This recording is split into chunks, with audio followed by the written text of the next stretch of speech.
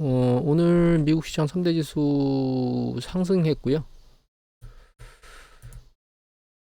음, 장중 내내 주식시장은 괜찮게 밀고 올라갔습니다. 위쪽으로 올라가고 있죠. 요새 경제 지표 보이는 것 중에서 조금 눈에 걸리는 거는 유가입니다. 유가 사우디아라비아가 계속 감산이나 이런 액션을 취하면서 유가를 계속 들어올리고 있거든요. 지난주 금요일인가 감산이가 있었던가요? 올라가다가 오늘 들어서는 유가가 좀 밑으로 밀려 내려왔습니다. 음, 인플레이션 압력이 계속 내려가는 과정에 있긴 한데 유가가 그걸 좀 자극할 수 있지 않을까라는 생각은 일단은 가능성은 열어두고 가야 될 것 같아요.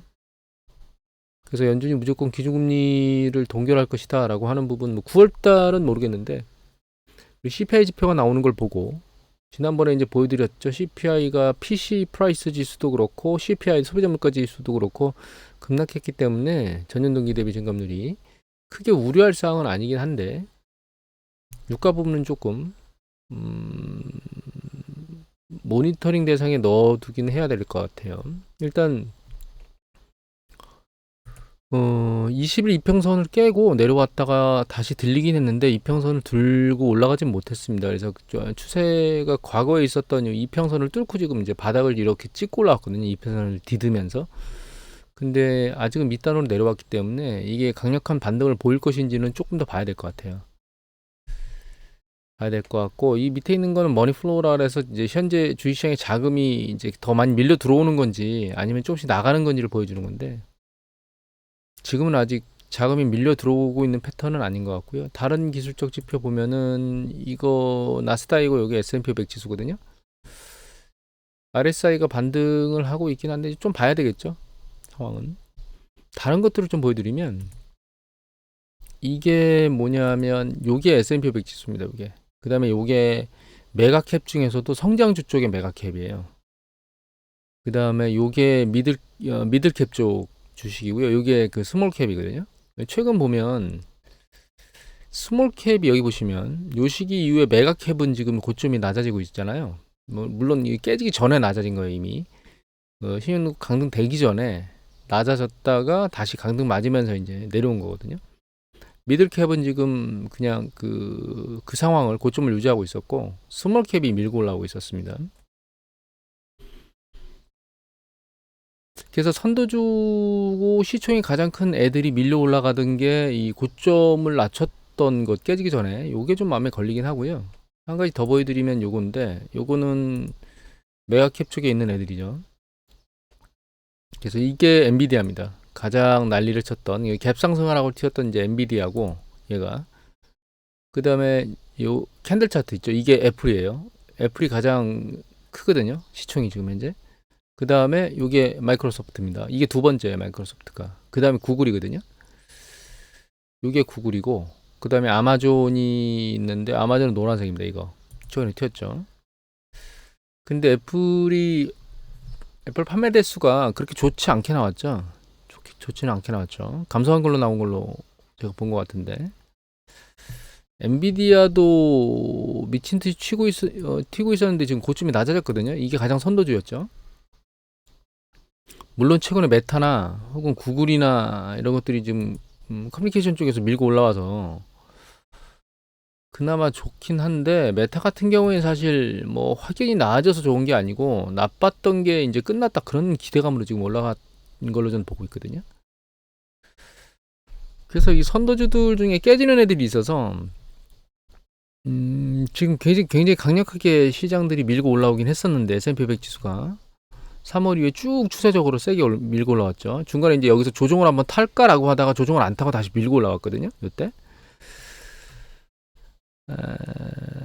이 강력한 추세선상에서는 좀 걸림돌이 생긴 거 아니야라는 생각을 조금씩은 하고 있습니다. 물론 이게 뭐 조정으로 갈 거다 이런 생각을 가지고 있는 건 아니고 강도가 식지 않을까 상승 강도가 이렇게 생각을 하고 있거든요.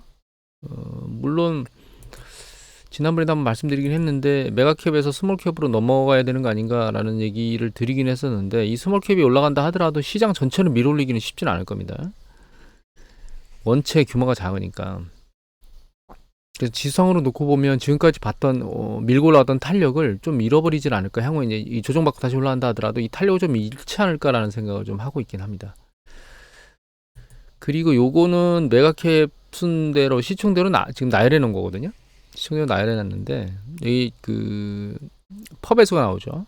이 펍배수는 아마 TTM 같아요. 그러니까 직전 12개월 펍배수를 지금 표시해 놓은 것 같은데 그럼에도 불구하고 지금 높아요.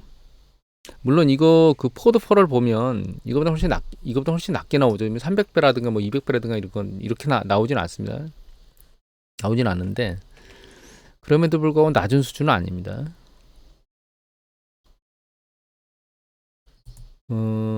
그리고 우리나라 거 잠깐 먼저 말씀드릴게요. 우리나라 6월달 이게 이제 그 세련원 그러니까 7월 말에 나온 산업활동 동향인데 그 안에 6월달 것까지의 경제 동향인 거거든요.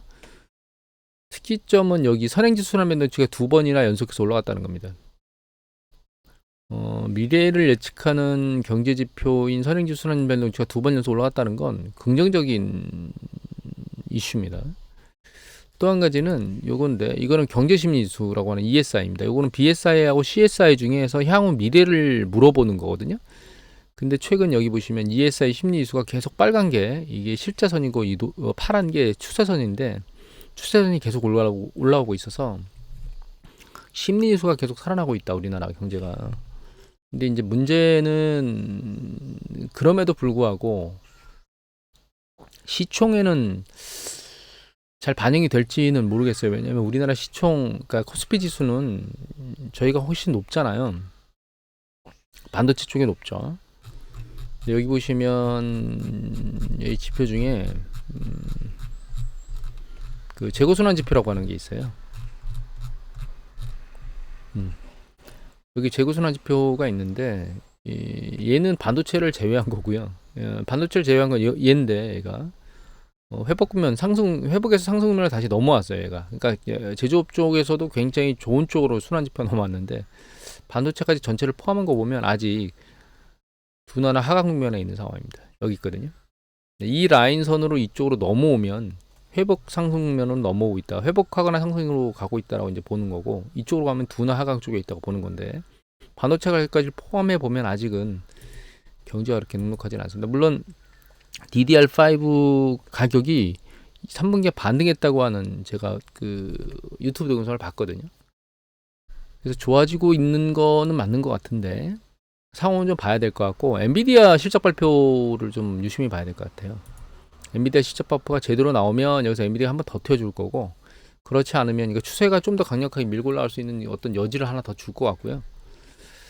그렇지 않으면은 우리나라 지수 움직임도 그렇겠지만 미국 지수 움직임들도 약간 상승 강도가 깨지기보단 둔화되지 않을까 그렇게 생각하고 있습니다. 지금으로서. 그래서 엔비디아 실적 발표를 좀 유심히 봐야 될 것 같아요. 이 우리나라 거 보면 좋긴 한데 이 미국 지표를 보면 컨퍼런스 보드 발표거든요. 이게 그 글로벌 LEI 그러니까 선행지수 발표예요. 이게 글로벌 전체로 놓고 보면 0.3% 감소했습니다. 지금 LEI가. 이걸 세부적으로 하나씩 들어가 봐서 좀 큰 애들만 보면 이 미국이거든요. 미국 보면 여기 뭐라고 돼 있냐? 추가적으로 또 떨어졌다 나오죠. 그래서 0.7% 하락했습니다. 6월 달에. 5월 달에는 0.6 하락했거든요. 0.1포인트, 0.6이 0.7로 하락 강도가 좀 더 세진 거죠. 요 중국입니다. 중국은 엣지업해서 0.1% 상차 들렸어요. 긍정적인 거죠. 5월 달에는 변화가 없었거든요. 그래서 중국이 그나마 깨지던 게 멈추는 거 아니야? 이렇게 생각할 수 있긴 합니다. 근데 강도가 너무 약한 거죠. 요 유럽입니다. 유럽은 또 떨어졌는데 0.9% 떨어졌습니다. 6월에 전월 대비. 5월 달에는 0.7 떨어졌거든요. 그 전달 대비. 그러니까 미국이나 유럽이나 그 선행지수의 움직임이 떨어지는 강도가 더 세지고 있거든요. 그래서 선행지표들은 여러 가지 그 경제지표들 중에 향후의 경기를 끌고 가는 액션을 하는 경제지표들을 모아서 보는 거니까 무시할 수는 없는 지표거든요. 물론 뭐 미국 경제나 뭐 여러 가지 경제 얘기들이나 이런 것들이 좋게 나오기 때문에 제가 이제 경제 지표들을 쭉 전체적으로 훑어봤는데 이게 전부 다 혼재되어 있기 때문에 한쪽 방향으로 확연히 뭔가 움직일 것이다라고 지금 결정지어서 얘기를 할 수 있는 상황이 아닙니다. 근데 큰 그림으로 놓고 보면 그 경기 사이클은 정점에 와서 수축 국면으로 떨어지는 그런 정점의 수축으로 내려갈까 말까 이렇게 깐당깐당 정점 언저리에 있는 상황이 맞는 상황인데 거기서 그 떨어지는 속도라든가 혹은 시기라든가 이런 것들을 얘기하기가 상당히 혼란스럽게 왔다 갔다 하고 있어요 지금 현재. 그래서 명확하게 어느 쪽으로 갈 것이다라고 확정 지을 수가 없는 상황입니다 단기적으로는. 그래서 뭐 2024년도 뭐 하반기 뭐 이때 금리를 내릴 것이다라고 하는 저 새소리 들리시나요? 자기도 한마디 하고 싶답니다. 헛소리 하지 말라고 그러는 것 같은데요. 여하튼 그 방향성을 정확히 빠른 시기에 어느 쪽으로 움직일 것이다라고 예측하기가 상당히 난망한 상황입니다 지금. 그리고 한 가지를 더 말씀드리면 이거 미국의 파산재단에서 나오는 거거든요. 이 파산 숫자인데 이게 작년이고요. 이게 올해 나온 거예요. 그래서 이제 작년보다는 숫자가 훨씬 더 11번이 뭐냐면 11번 V? 요게 그 파산 숫자 전체적으로 작년보다 높게 나오고 있거든요. 이거 조금만 더 세부적으로 보면 얘인데 이게 6월 말까지 올해부터 6월 말까지 숫자예요. 얘가 41년 판천 이 파산의 종류들인데 이게 전체적으로 다 보면 전체 숫자가 이거가 되는 거고 그리고 요게 뭐냐면 2021년도에 6월 달까지 일어났던 전체 파산 숫자를 생각해 보면 아직은 2021년도보다는 9.4% 낮은 숫자가 나왔다는 겁니다. 아직은 작년보다 10% 높은 숫자가 나왔고 하나 더 보여드리면 얘는 직전 석 달 6월 말까지인데 그 4, 5, 6이겠죠. 직전 석 달에 그 파산한 애들 숫자인데 여기 보시면 이제 거의 비슷해지고 늘어났잖아요.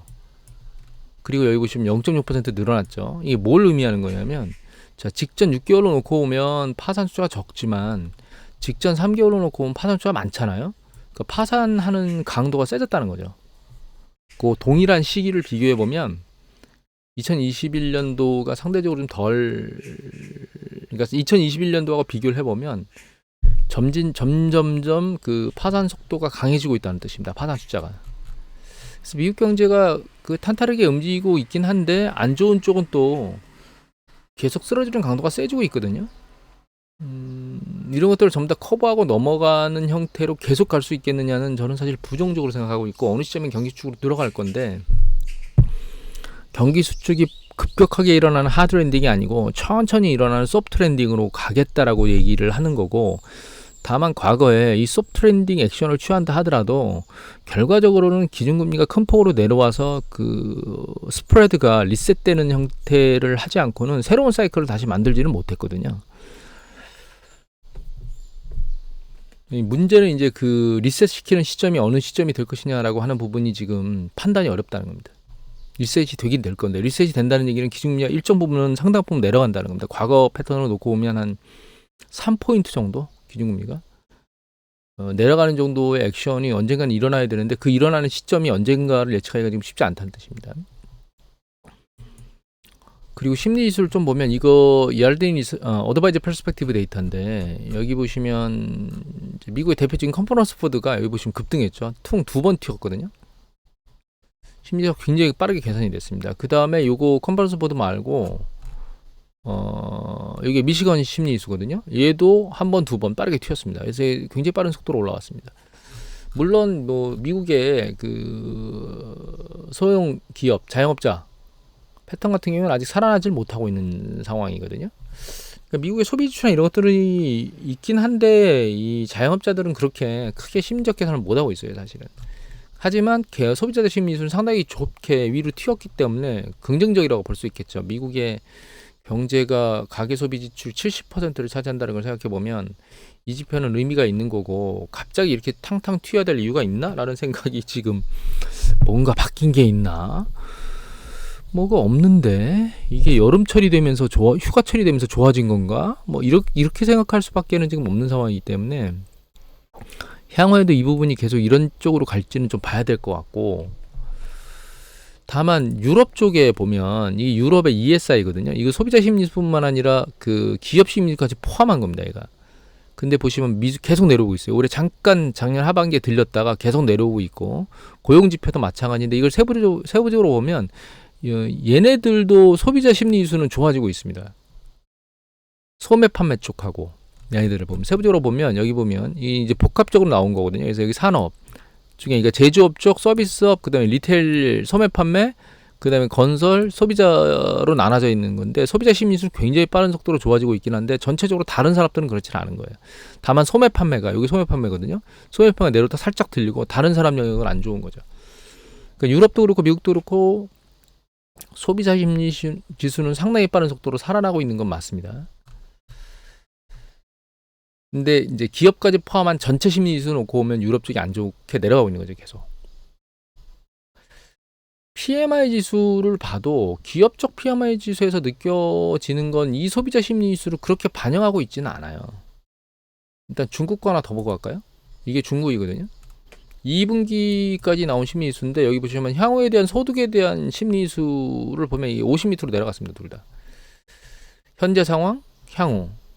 요거는 고용에 대한 생각인데 현재 상황, 향후 둘 다 뭐 향후는 50 밑으로 내려가 있고 또 마찬가지예요. 이것도 예측이 요 예측이 그나마 요 예측이 기대감이 밑으로 떨어져 있죠. 기대감이 기대감이 밑으로 내려가 있잖아요. 밑에 섬지고 있죠. 안 좋은 거죠. 둘 다 50 밑으로 내려왔습니다. 요거는 가격 계속 아랫방향으로 내려갈 거라고 디플레이션 얘기들을 계속 하고 있는데 중국 디플레이션 오는 거 아니야? 이렇게 장기 디플레이션 오느냐 그런 얘기를 하고 있는데 가격이 심리적으로 밑에 쪽으로 지금 내려가고 있습니다. 가격 지수가 내려갈 거라고 기대하고 있고 요거는 소비하고 저축하고 투자에 대한 심리 지수를 물어본 건데 24.5%가 투자를 하겠는데 1.2% 늘릴 거라는 얘기를 하고 있고요. 58%는 저축을 0.1% 늘리겠다고 하고 있고요. 17.5%는 투자를 더 할 건데 직전보다 1.3% 빠졌어요. 그러니까 이게 전체적으로 느낌이 보면 생각해 보면 여러분 2018년도에 비해서 저축을 하겠다는 숫자가 훨씬 더 많아졌죠. 이 비중이 저축이거든요. 요게 소비예요. 이게 투자고 투자는 상당히 많이 줄었고 가계가 소비는 소비는 그렇게 큰 폭으로 늘어난 게 아니고 살짝 줄어든 느낌이고요. 저축이 굉장히 많아요. 그러니까 중국이 소비가 살아나지 않는 이유가 지금 존재한다. 여기 보면 1분기 때 살짝 줄면서 요 폭이 줄면서 소비 여력이 살짝 줄긴 했었거든요. 투자하고 소비 쪽으로 살짝 이 저축이 그 파일을 뺏겼었는데 다시 쭉 투자는 줄고 더 늘어나는 형태. 물론 소비가 살짝 늘긴 했지만 같이. 그래서 중국 소비자들이 느끼는 느낌은 그렇게 좋은 상황은 아닌 것 같습니다. 위드 코로나로 들어가서 중국 정부에서 뭔가 액션을 취하고 있긴 한데 2분기 지표까지 놓고 보면 뭐 최근에 이게 안 좋으니까 대출이나 이런 여건들을 개선해주는 뭐 초기 계약금이라든가 혹은 뭐 대출 부분 이자라든가 이런 부분들을 개선해주는 쪽으로 바꾸긴 했는데 아직 심리가 그렇게 중국은 좋은 쪽이 아닌 것 같습니다. 오히려 이것보다는 유럽이나 미국이 소비자 심리는 괜찮은 것 같다 이렇게 느낄 수 있는 거죠. 소비자 심리수가 좋긴 한데 이게 기업 심리수로 가보면 또 그렇지 않아요. 이게 글로벌 제조업 PMI 지수 나온 거거든요. 거의 대부분 다 나왔고 인도는 아직 뜨겁게 잘 반응을 하고 있고요. 계속 제재를 받고 있는 러시아는 상대적으로 괜찮은 편입니다. 여기 인도네시아도 괜찮거든요. 그런데 그거 이외에 다른 영역 같은 경우에는 그렇게 좋지는 않습니다, 사실. 이번 파란색 영역들이 많잖아요. 제조업이 그렇게 좋지 않은 느낌을 보이고 있다는 거고, 여기 유럽 보면 유럽은 계속 깨지고 있죠. 지금 4.3, 4.2 계속 깨지고 있잖아요. 이 미국입니다. 46.4로 살짝 반등하긴 했지만 반등 강도가 그렇게 세진 않아요. 지금 쭉 추세적으로 파란색이고, 중국 같은 경우에도 보시면 차이나가 여기 있죠. 중국도 보시면 이게 위드 코로나 때 잠깐 들렸다가 이 아래로 내려가서 조금씩 머리를 들고 올라오긴 한데 그 강도가 그렇게 세진 않습니다. 큰 빅기업 3개, 빅 컨트리 3개 그 제조 PMI 지수는 강하게 빠지는 것도 아니지만 그렇다고 유럽은 좀 빠지고 있죠, 계속. 그렇다고 머리를 싹 세게 들고 있지도 않아요. NMI 서비스업 지수 같은 경우에도 보시면 이제 미국이 50.4까지 내려갔다 53쪽으로 확 튀었는데 살짝 밑으로 내려왔고요. 유럽 전체는 지금 보시면 56대 있다가 50.9로 붙어요. 지금 50이 경계선이거든요. 확장한 수축에 붙고 있습니다. 중국 같은 경우에도 58.2까지 급등했다가 지금 51.5로 빠지고 있잖아요. 그러니까 이게 소비자 심리수는 예를 들면 유럽이나 미국 같은 경우는 개선되고 있고 굉장히 빠른 속도로 개선됐다라고 지금 보이는데 그것을 받아서 판매를 하거나 서비스나 뭐 제품을 판매하고 있는 그 기업들의 심리수는 서비스 심리수가 지금 같이 맞물려서 움직이지 않고 있거든요. 그러니까 이게 지금 지표가 어떻게 돌아가고 있는지 골치가 아픈 그런 느낌인 겁니다. 그리고 글로벌 무역 동향 보면 이거는 그 UN 무역개발협의회 데이터인데 3분기에 이 물동량의 그러니까 제품의 물량 기준으로 놓고 보면 이 좀 세력이 쇠약해지고 있어요. 전분기 대비 증감률이거든요, 얘가. 그런데 요게 2분기 쿼터를 보면 아직까지 이제 데이터가 계속 나오고 있는 과정에 이제 이게 아직 끝 안 왔거든요. 이게 9월 초까지 이게 계속 데이터가 나오면서 확정져지는데 이게 마이너스 영역으로 내려갔다 그나마 들려 올라오긴 했습니다. 2분기가 이렇게 예측이 되고 있는 거예요. 지금 2분기가 지나긴 했지만 아직 확정치가 안 나온 거고 이 경제 데이터가 나오는 걸 보면서 계속 이게 확정 작업으로 가는 거거든요. 그리고 이게 이제 3분기를 넘으면 이게 좀 더 강력해지느냐? 강력한 것 같은데 또 계속 힘을 잃어가고 있어요. 물론 서비스와 관련된 거는 좀 빠른 속도로 올라가고 있고 전분기에도 역시 마찬가지로 괜찮은 쪽으로 1.76이니까 전분기 대비 괜찮은 쪽으로 계속 움직이고 있어서 서비스 영역은 괜찮은데 이 제품 영역은 그렇지는 않아요 지금. 여름이 되고 여러 가지 여행객이나 이런 것들이 늘어나면서 활동량이 늘어나서 서비스 업종이 잘 보이고 있는 느낌을 보이고 있는 거 아니야? 그런 생각을 좀 하게 만들고요. 일단은 경기 사이클이 큰 국면에 여러 가지가 있는데 지난번에도 한번 말씀드린 적이 있긴 한데 정점을 이렇게 빠른 속도로 만들 수도 있고요. 뭐 글자가 새겨지니까 안 새기는 쪽으로 할까요? 정점을 이렇게 빠른 속도로 만들 수도 있고 이렇게 길게 만들 수도 있겠죠. 길게. 그 다음에 이렇게 파동을 치면서 만들 수도 있을 겁니다. 정점을. 근데 생각보다는 정점이 길게 만들어질 것 같고 그래서 내년도 하반기 금리 인하를 아마 얘기하고 있는 것 같고 다만 그 상황도 계속 모니터링을 해야 될 겁니다. 미국의 그 소매 판매 지수나 혹은 PC나 이런 것들을 좀 종합적으로 모니터를 계속 해봐야 될 것 같고 그 추세를 계속 유지할지는 모르겠어요. 이제 말씀드렸듯이 소비자 심리는 굉장히 개선 속도가 빠른데 그거와 맞춰져 있는 그 구매 관리자 지수 같은 경우에는 그렇게 움직이지를 않고 있기 때문에 이게 노이즈인지 아닌지 다 그 방향으로 가고 있는지를 지금 판단할 수가 없는 상황이거든요. 그래서 이 상황을 좀 더 지켜봐야 될 것 같고 한 가지 더 볼 거는 마지막으로 요게 지금 그 상업부동산 연체율이거든요. 과거에 비해서는 연체율이 그렇게 높은 편은 아닙니다. 보면 높은 편은 아닌데 작년 4분기 이후에 빠른 속도로 올라오기 시작했습니다. 이게 5월 23일 날 지금 업데이트 된 건데 8월 말쯤에 업데이트 한번 또 되겠죠? 그때 되면 보겠지만 이게 추세적으로는 굉장히 빠른 속도로 올라가는 것 같고 상업부동산 문제가 하반기에 실제로 수면 위로 올라와서 난리를 칠지 그냥 잠잠하게 수면 아래 내려가서 그냥 지나갈지는 모니터링 계속 해봐야 될 대상인 것 같고 그 상황이 지금으로서는 크게 시장을 요동치게 만들 수 있는 변수로 작동하지 않을까. 이미 이제 말씀드렸지만 피치가 그 난리를 쳐서 신용등급을 강등해서 난리를 칠 수 있겠느냐라고 하는 건 저는 뭐 그렇지 않을 거란 얘기를 드리긴 했잖아요.